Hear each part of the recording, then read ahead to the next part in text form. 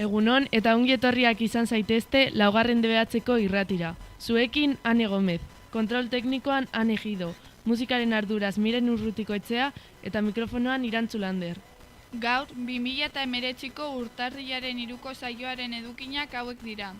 Hasteko gehien entzun den abestia Aitana egile moduan, Bazak edarte abestiarekin, ondoren albiste bat, Goazenekoa, gero iragarkia, eta azkenik gonbidatuarekin elkarrizketa, kasu honetan Messi dela, eta Goazenen agertzen den abesti polit-polit bat, Azke Maite izenekoa.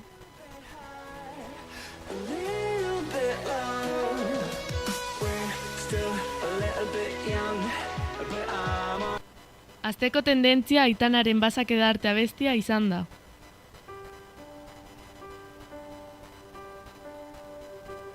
Yo sé que fue por mí que acabó esta historia y quedó en manos de mi memoria que por las noches te pueda ver.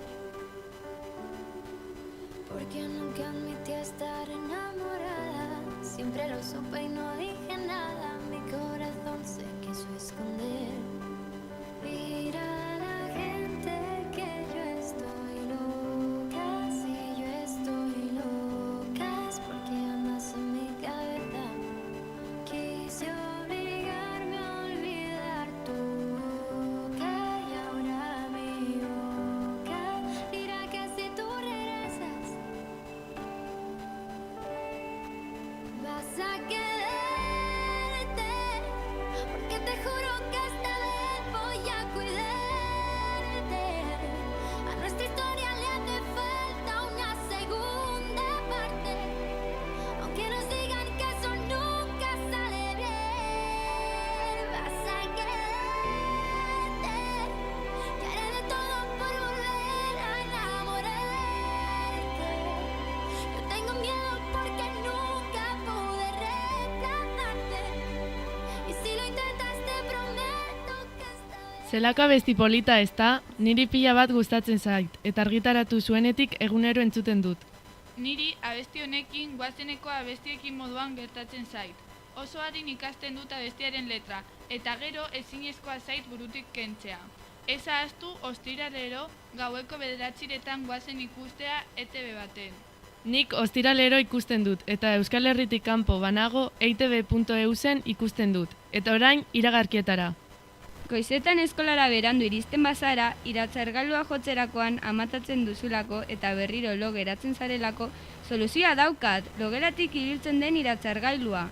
Amatatzeko ohetik altza behar zara, 25 euro balio ditu eta FNACen salgai daude. Gaur, gonbidatu oso garrantzitsua eta oso ezaguna dugu gurekin.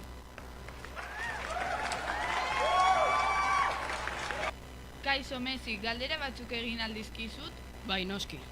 Zenbat denbora daramantzazu Bartzelona Futbol Klub taldean? Lehenengo aldiz 2004ko urriaren 16an debutatu nuen Camp Nouen. Beraz, 15 urte daramatzat Bartzelona Futbol Klub taldean. Zenbat urterekin utzi nahi duzu futbola? Egia esan, oraindik ez dut pentsatu, baina 5 urte barru gutxi gora bera.